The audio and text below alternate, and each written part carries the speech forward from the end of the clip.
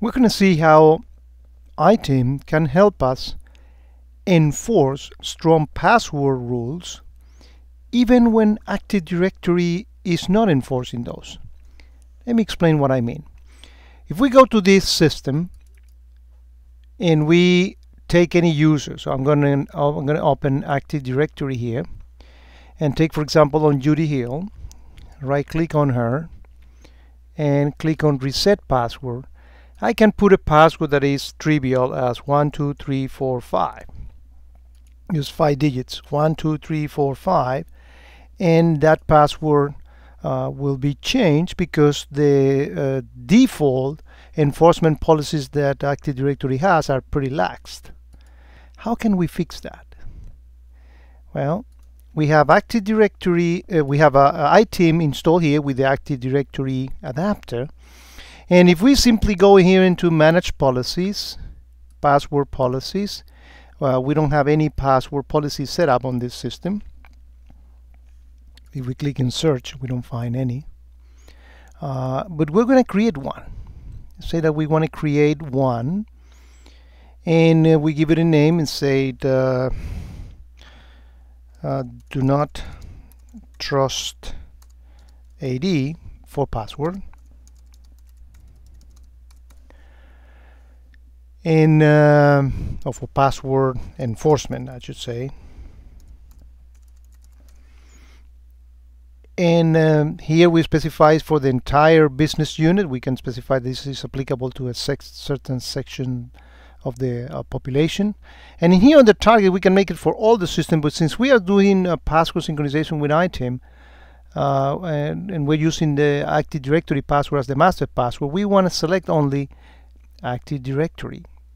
So we're going to select here the OFN Active Directory system only. So this is applicable for that. And what type of rule are we putting here? Well, let's say that the minimum length that we want is 8 characters. And I want at least 2 alphanumeric. Okay? So that's the policy I want to apply. So I just click Apply, and that's all we need to do. Let's see how things change after we have done that. We can minimize the console now and go back to Active Directory and go back on Judy and change Judy's password again.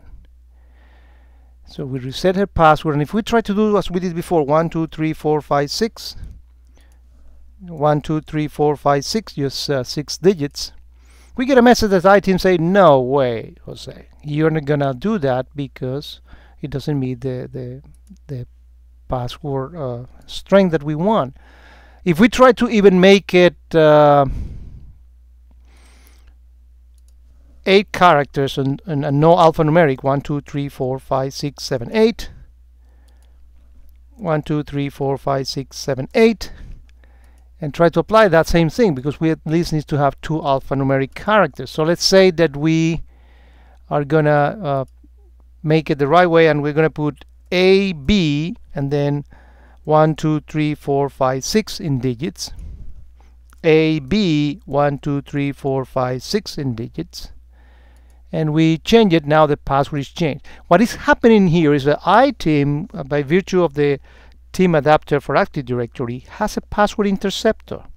So any password that gets changed outside ITIM, as we are doing it directly into Active Directory, the ITIM adapter that is installed on every domain controller, not every AD machine, but every domain controller, would receive the request for password changes from all across the organization, detects that a password is being changed, and by virtue of that password interception, it passes that on to ITIM, and ITIM says, yep, that is good, or no, it is not good, depending on the rule enforcement that we have decided to apply.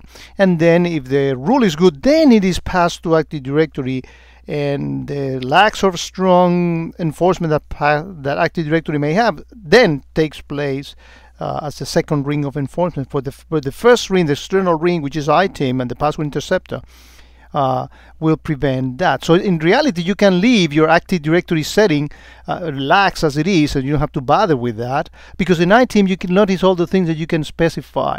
Maximum number of characters, numeric characters that are not allowed, password history to make sure they don't repeat the history there, make sure that they don't put the username in it, all the good stuff to make your password very strong.